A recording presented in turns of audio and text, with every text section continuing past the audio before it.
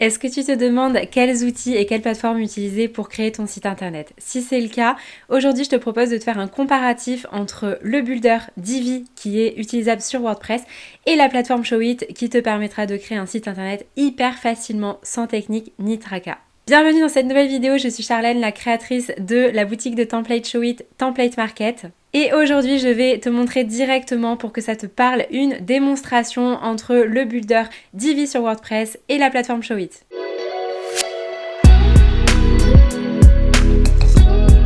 Je vais te faire une petite démo rapide des deux outils. On va voir comment ajouter une page, ensuite on va voir comment ajouter un titre, un texte, une image, un bouton et comment ça se présente sur la version mobile. Donc dans un premier temps, on va voir ça sur WordPress, comme ça tu vas pouvoir découvrir l'interface et on va voir cette démonstration avec le builder Divi. Je te retrouve sur l'interface d'un de mes sites. Donc là, c'est l'interface WordPress. Voilà comment c'est présenté. On a un tableau de bord, articles, médias, pages, etc. Donc moi, ce que je vais faire dans un premier temps, c'est que je vais te montrer comment ajouter une page et on va voir comment on peut personnaliser une page sur WordPress avec le builder Divi. Je vais cliquer dans mon menu page pour ajouter une page et je vais l'appeler page test. Donc je vais enregistrer le brouillon de cette page parce que je ne veux pas la montrer. Et je vais cliquer sur utiliser le builder de Divi pour commencer à faire une page. Là, il me propose de construire la mise en page de zéro, de choisir une mise en page que j'ai déjà faite ou alors de cloner une page existante. Alors je vais construire à partir de 0 et là on voit que je suis sur une page blanche. Il me propose d'insérer une rangée, donc il y a un système de colonnes en fait, de grilles, c'est ce que j'expliquais juste avant. Donc je vais rajouter 2 colonnes pour voir ce que ça donne et rajouter une image, etc. Et maintenant il me propose de rajouter un module. Alors je rajoute un module, je vais chercher image par exemple ici et je vais rajouter une image. Je rajoute mon logo. Donc là, j'ai rajouté mon logo. Maintenant, dans ma colonne d'à côté, je vais rajouter un texte. Donc là, tac. Je vais rajouter, donc je mets mon titre ici. Donc je vais le définir en H1 du coup parce que c'est le titre principal de ma page. Et maintenant, on voit que j'ai différents onglets. Donc là, j'ai la fenêtre de texte. Ensuite, j'ai la possibilité de mettre un lien, mettre un fond avec tout plein d'options, dégradé, images, vidéos de fond. Et donc, moi, je vais aller dans style pour styliser mon texte. Là, c'est un texte de titre du coup. Donc, je vais dans texte sous-titre, H1. Donc, on voit que toutes mes options de style sont ici. Donc, selon le texte, H2, H3, H4, H5. Donc, je vais définir ma typographie, celle-ci que j'ai téléchargée dans mon site en amont.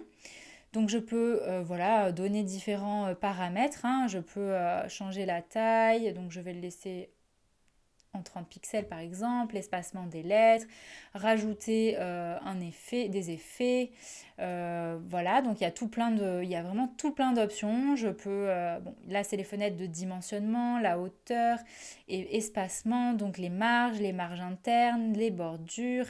Il y a vraiment énormément d'options. Et c'est vrai que justement ça peut être ça le problème, c'est qu'on peut vite s'y perdre avec Divi.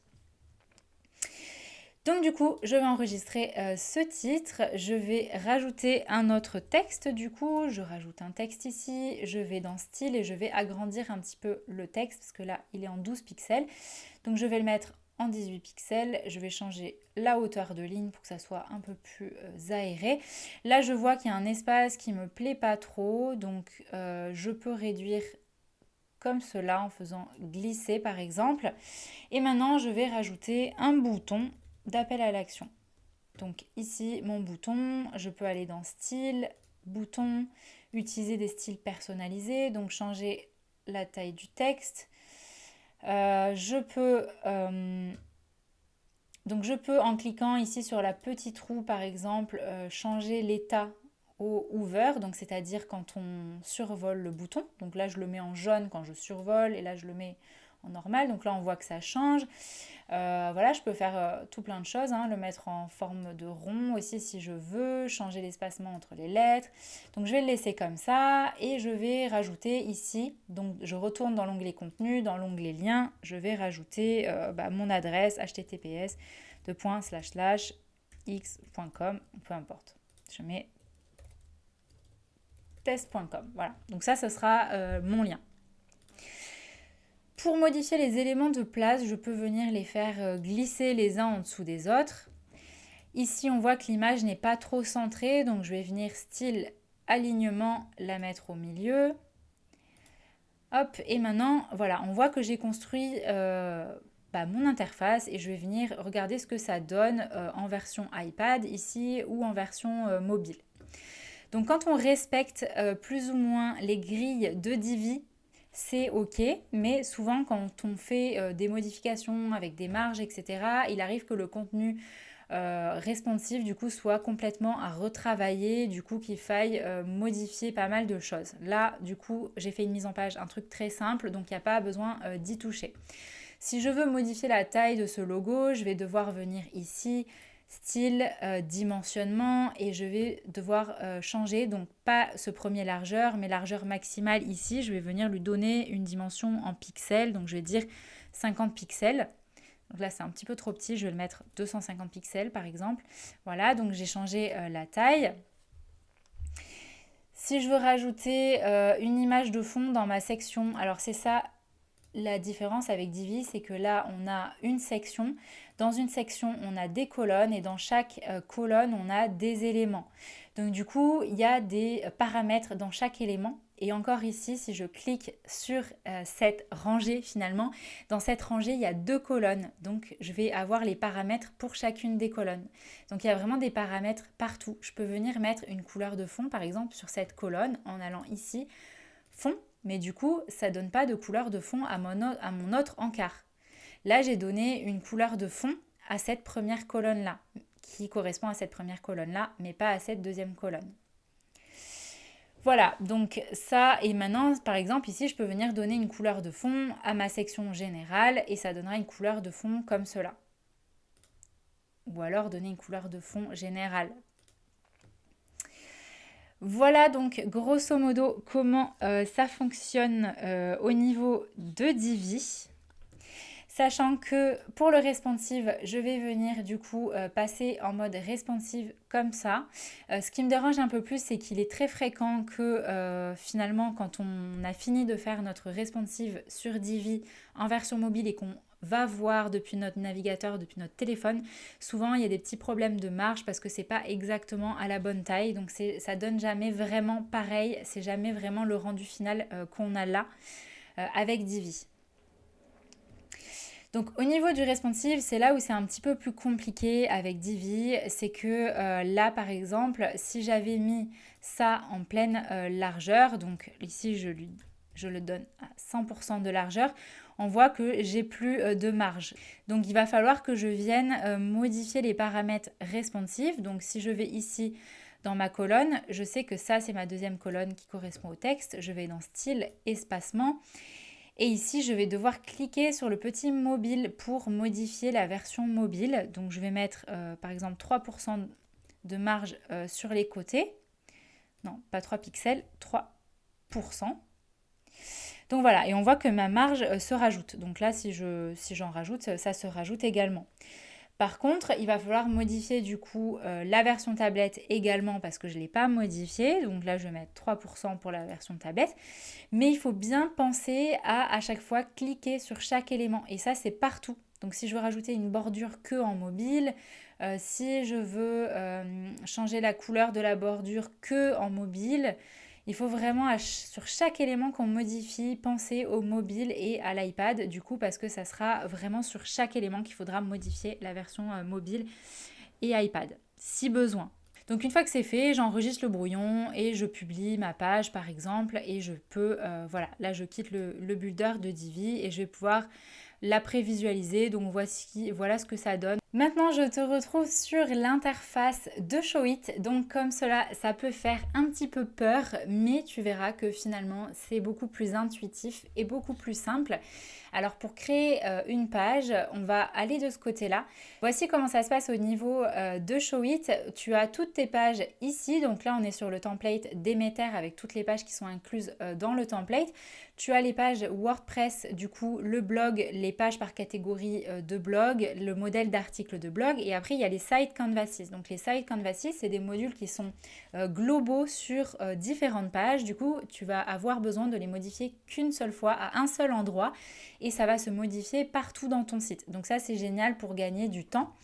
Et pareil, sur Showit, ce qui est génial, c'est que dans les design settings ici, lorsque tu investis dans un template pour te lancer dans la création de ton site, tu vas simplement modifier les couleurs ici. Donc là, si je veux modifier mon noir par une autre couleur foncée, je peux le faire, donc comme cela. Et si je veux modifier donc ce marron du coup par un bleu de ta charte graphique par exemple, ben ça va me le modifier partout sur le template. Alors qu'avec Divi, par contre, tu peux définir une palette de couleurs comme ça pour l'avoir en accès rapide. Il y a aussi un système de couleurs global sur tout le site, mais pour l'avoir essayé, je trouve que ça marchait pas du tout. Alors que sur Showit, c'est vraiment beaucoup plus simple. Donc tu peux concrètement modifier toutes les typographies du site et les couleurs vraiment en quelques clics. Donc ça peut te prendre vraiment 5 minutes. Après, il va falloir bien réadapter en fonction de la taille de la typographie que tu utilises, de la taille du texte, parce que c'est peut-être pas exactement la même taille de typographie que celle du template. Il faut essayer d'utiliser des couleurs comme là, le marron, essayer d'utiliser des couleurs pas dans les mêmes tonalités, mais là je vais quand même essayer d'utiliser une couleur qui est assez foncée du coup, qui est voyante. Là je vais essayer d'utiliser des couleurs plus claires. Enfin voilà, il faut essayer de garder quelque chose de cohérent, mais sinon tu vas pouvoir modifier vraiment toutes tes couleurs en quelques clics. Donc pour créer une page, moi ce que je fais souvent sur les templates, étant donné que on a des pages qui sont déjà préconfigurées et créées, je les duplique pour éviter de partir de zéro. Parce que si tu pars de zéro, il va falloir rajouter le menu, etc., mettre les click action et ce sera peut-être un peu plus compliqué. Alors que là finalement c'est plus simple de dupliquer une page et de venir supprimer les éléments dont tu n'as pas besoin. Là, quand je peux survoler directement comme cela, c'est que c'est des canvas normaux. Et ça, ce sont des canvas qui sont globaux, donc qui sont utilisés sur tout le site, des site canvases. Et ce qui fait que là, si je modifie mon encart lead magnet ici une seule fois, donc si j'ajoute mon visuel, je change le texte, etc., il va se changer sur toutes les pages du site, du template en fait. Donc c'est super pour gagner du temps. Même chose sur l'encart à propos, pareil, il est disposé sur la page blog ou sur la page des articles. Du coup, ce qui fait que tu le modifies une seule fois et c'est beaucoup plus pratique. Pour créer une nouvelle page, je vais par exemple dupliquer une des pages. Alors je vais dupliquer la page 404 par exemple, où j'ai déjà un menu, comme ça j'aurai moins d'éléments à supprimer. Donc je vais dupliquer celle-là, je vais l'appeler page test, donc page test, je la renomme. Donc page test, ce sera l'URL de ma page, parce que le nom de la page ici, c'est l'URL de la page. Et je vais pouvoir faire absolument ce que je veux. Et je vais dans l'onglet page ici pour voir comment est faite ma page. Là, on voit que ce site canvases ici, c'est le menu de navigation. Donc hamburger menu, donc ça, c'est les deux menus qui s'affichent différemment en fonction du scroll dans le site. Là, si je scroll, on voit que j'ai un second menu, donc c'est ça. Là, le pop-up menu, c'est cet encart-là qui est ici. Le footer, c'est ce pied de page-là. Et donc, je vais ajouter une nouvelle section vide. Donc, je vais ajouter New Canva. Je vais ajouter Blank. Tu peux ajouter un nouveau Canva, donc des Canvas que tu as déjà sur ton site, sur le template par exemple, ou alors tu peux rajouter un Canva Blank, donc un Canva vide. Ici, je vais partir d'un Canva Blank. Donc là, il s'est rajouté juste ici. Je peux le faire glisser comme cela. Donc là, je vais le mettre avant l'encart 404. Donc je peux l'agrandir et vraiment en faire ce que je veux au niveau de la taille. À savoir que là, tu as ta version mobile qui est juste à côté.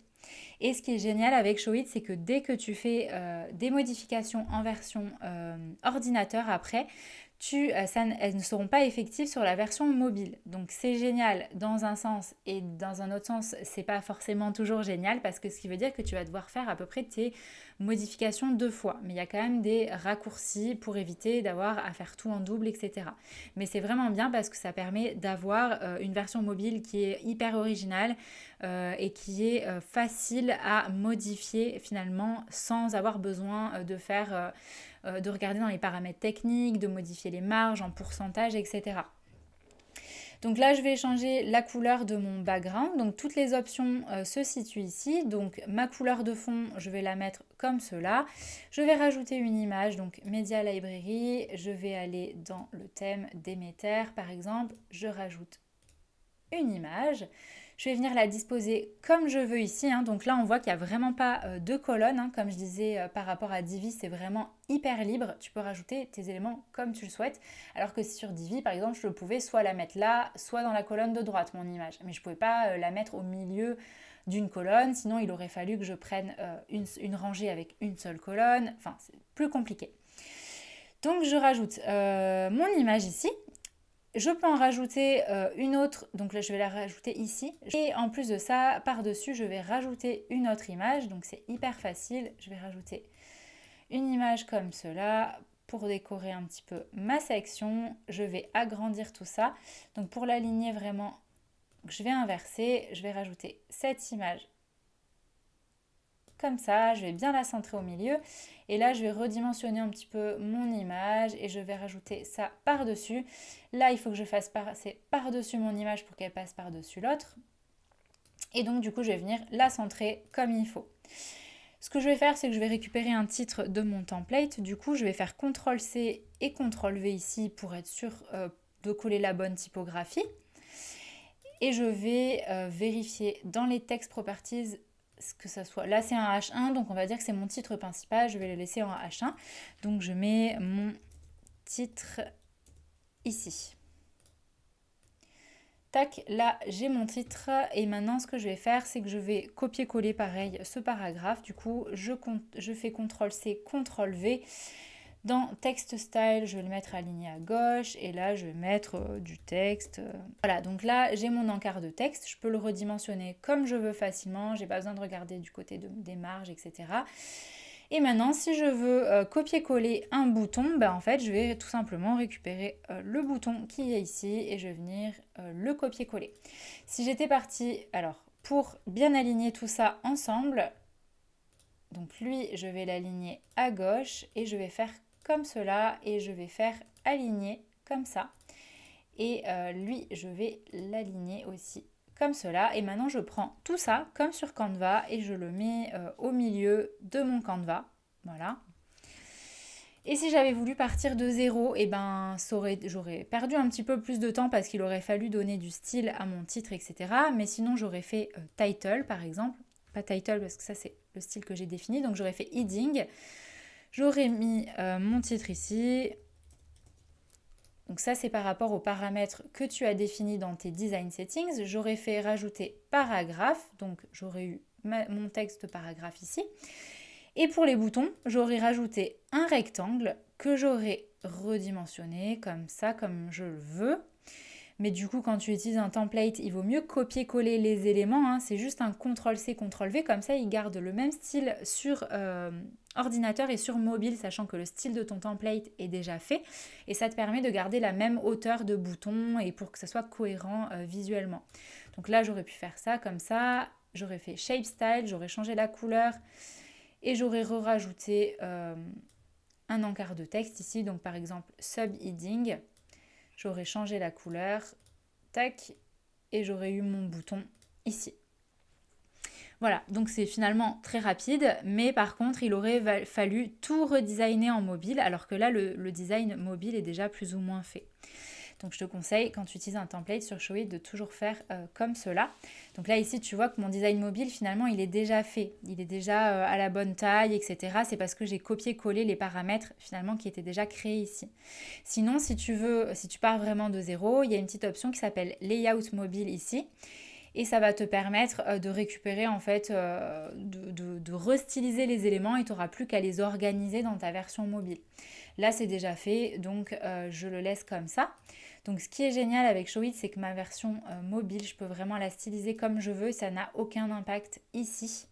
Donc là, je peux aligner, je peux mettre l'image avant, après, en dessous, comme tu veux. Donc là, je vais la coller de ce côté, je redimensionne et en fait, je vais venir mettre celle-ci en superposition, tac, comme cela. et je vais faire en sorte que ce soit bien aligné l'un avec l'autre en sélectionnant. Et après, tu peux agrandir ta fenêtre. Je vais mettre la couleur de fond parce que c'est pas la bonne, je crois, ici. Voilà, donc j'ai agrandi mon Canva. Et là, maintenant, je vais venir tout sélectionner d'un coup et je vais venir aligner, mettre ça un peu plus bas. Et pour le mettre un peu plus bas encore, en fait, je peux laisser de la marge et tout sélectionner. Voilà, c'est vraiment comme sur Canva, c'est hyper simple au niveau de Showit. Et maintenant, si je regarde, donc ce qui est génial, c'est que la preview, du coup, l'aperçu est vraiment toujours le même si tu regardes sur ton téléphone, donc tu n'as pas de souci de responsive design. Ce que tu fais sur Showit, ça sera vraiment ce que tu auras en vrai sur le site. Et là, je peux regarder du coup ma version ordinateur et on voit que c'est nickel. Donc voilà comment ça se passe au niveau de Showit. Tu auras vu pour te faire ton idée comment ça se passe au niveau de Divi du coup, de WordPress avec Divi et de Showit du coup. J'espère que ce petit comparatif t'a plu et t'a permis d'y voir plus clair. Dis-nous en commentaire vers quelle plateforme toi tu penses te tourner. Si tu as des questions, n'hésite pas à les poser sous la vidéo dans les commentaires. Et pour aller plus loin, la préparation et la création de ton site internet, n'hésite pas à aller t'inscrire au workshop offert 3 jours pour préparer stratégiquement la création d'un site internet qui travaille pour toi, ou encore à télécharger notre roadmap Notion qui est offerte et qui te permettra d'avoir un plan d'action pas à pas pour créer et refondre ton site internet.